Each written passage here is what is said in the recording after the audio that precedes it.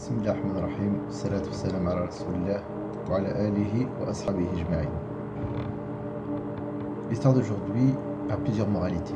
Il était une fois un homme pieux qui se trouvait à la Mecque. Il n'avait plus d'argent. Il souffrait de la faim.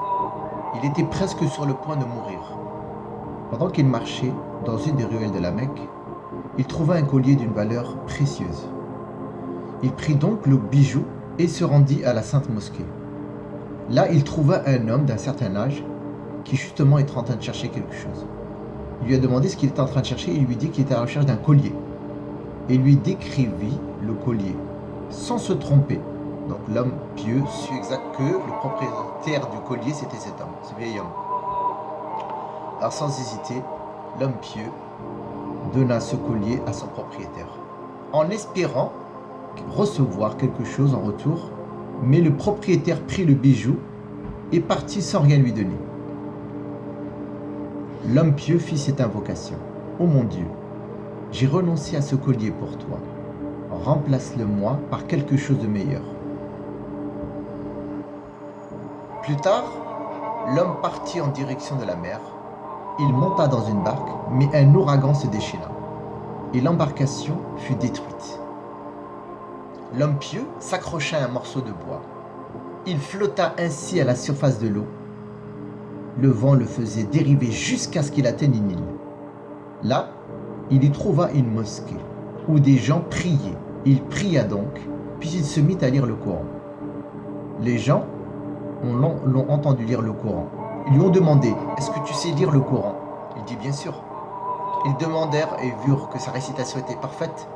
Ils lui ont demandé d'enseigner à leurs enfants le Coran et pour cela il serait rémunéré. Donc il commença à enseigner le Coran aux enfants et il recevait donc son salaire quotidien. Mais lorsque les gens ont vu aussi qu'il savait écrire, ils lui demandèrent d'apprendre l'écriture à leurs enfants et pour cela il fut doublement rémunéré. Enfin, de temps passa, ils lui ont demandé d'être leur imam parce que leur imam venait de mourir il y a quelques jours de cela. Alors il accepta donc d'être leur imam et d'être rémunéré pour cela. On lui informa quelques temps plus tard qu'il y avait une orpheline donc qui avait perdu son père et qui était donc une fille de bonne famille et que son père donc était un homme de bien et qu'il lui proposait de se marier avec elle. Alors l'homme dit d'accord. Il se maria donc et trouva que cette femme portait exactement le même collier qu'il avait donné à cet homme. Il demanda quelle est l'histoire de ce bijou. On lui raconta que son père un jour perdit ce collier à la Mecque et qu'un homme lui avait rendu. Son père depuis ce jour invoquait Allah Azza wa Jal dans sa prosternation disant à Allah « Donne à ma fille un époux comme cet homme qui lui avait rendu ce collier. » L'homme pieux dit alors à sa femme « Je suis cet homme. » Subhanallah. Ça part d'une personne qui au départ avait un scrupule sur un objet qui ne lui appartient pas. Il a trouvé le propriétaire de cet objet et il l'a donné. L'amana, le sens du dépôt. Il n'a pas trahi le dépôt et il a rendu à son ayant droit l'objet de ce qui lui est appartenu. Car il ne nous appartient pas de prendre ne serait-ce qu'un gramme d'un argent ou d'un bien qui ne nous appartient pas. Deuxième chose, si on retrouve quelque chose et qu'on connaît le propriétaire, il faut le donner. On ne doit pas garder un objet qui ne nous appartient pas. Troisièmement, l'homme pieux donc a résisté à cette tentation de garder le collier. Puisque chacun de nous, il aurait trouvé un objet d'une grande valeur, il aurait pu être tenté et vouloir garder cet objet et en profiter. Mais cet homme-là ne s'est pas laissé berner par les biens de ce bas monde. Il ne s'est pas laissé tenter. Mais Allah Azza wa Jal, lorsqu'il a invoqué Dieu en lui demandant de lui remplacer cela par un grand bien, Allah Azza wa Jal va l'exaucer. Celui qui délaisse une chose pour Allah, Allah lui remplacera toujours par quelque chose de meilleur. Il lui a donné le meilleur des travails. Le meilleur d'entre vous est celui qui enseigne le Coran, qui a appris le Coran et qui l'enseigne aux gens. Wallahi, si quelqu'un est mis dans cette position-là, il est dans la meilleure position et en plus il a son salaire dans ce bas monde et dans l'au-delà.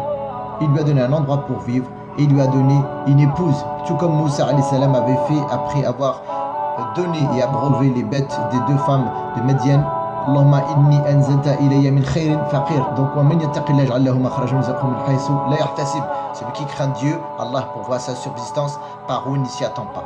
Autre enseignement, il ne faut jamais désespérer du secours divin, même dans les situations les plus difficiles. Cet homme est passé par différentes épreuves, différentes tribulations. Il a risqué de mourir de faim, il a risqué de mourir noyé. Et grâce à sa foi et à sa patience, Dieu l'a sauvé de tous ces dangers. Enfin, Allah Azzawajal, effectivement, il aime les patients et les pieux. Et il répond à leur invocation, tout comme il a répondu à son invocation. L'homme pieux ne reçut rien pour avoir rendu le collier. Il ne s'est pas énervé contre le propriétaire. Au contraire, il a patienté, il a invoqué Allah. Et Allah Azzawajal a répondu à sa demande avec une générosité incroyable. D'ailleurs, la réponse d'Allah à l'invocation de l'homme est un grand miracle qui nous enseigne qu'il ne faut jamais désespérer de la miséricorde d'Allah et de ses bienfaits. Comme Dieu nous dit, on doit demander à Allah Azzawajal et on aura la récompense et la réponse à notre invocation. Wassalamu alaikum wa rahmatullahi wa barakatuh.